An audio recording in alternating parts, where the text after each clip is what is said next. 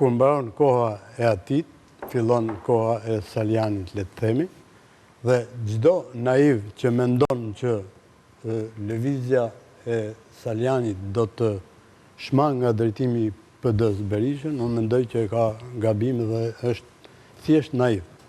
Sepse Partia Demokratike është një miniaturë e sistemit komunist të dikurshëm.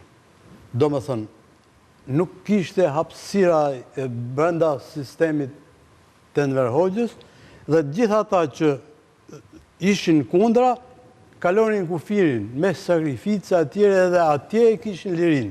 Ndryshe, je brenda ati sistemi. Se dhe doktori kështu dhe një? Pa diskutim. Dhe nuk mundet brenda... E kanë ngritë klonin? Pa dyshim.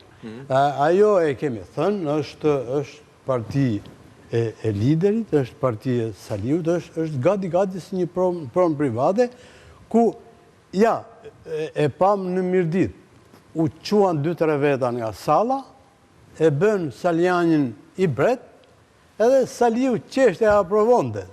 Ku është mendimi i lirë këtu? Jo, në fakt që premtoj që duhet shkonte nisë foltore në dy me idenë që të bënte një farë analizet brendshme dhe situatës, dilnin përgjegjësitë. Jo ta ai, sigurisht ai s'ka faj, po të tjerë. Struktura tjera.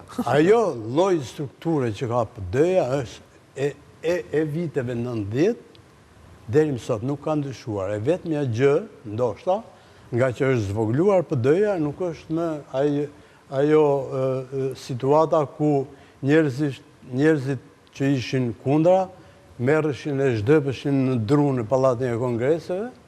Jo. Ka pasur dru edhe më të freskët. Ja ku e ke përballë. Edhe dru në natyrë. Po pra. Asë edhe dru të freskët. Po. Do më thënë kërcisë të Dajaku. Tani, kjo është partia, tani në qovë se ata bëhen bashkë, Saliani, Ali Mehmeti e shumë figurat të tjera. Ka, nuk merre me këtë punë, do dalë. Ikën, Auloni morë një distancë që këtë takimi parë durës.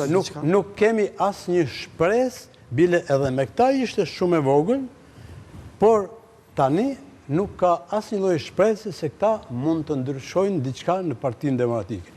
Absolutisht.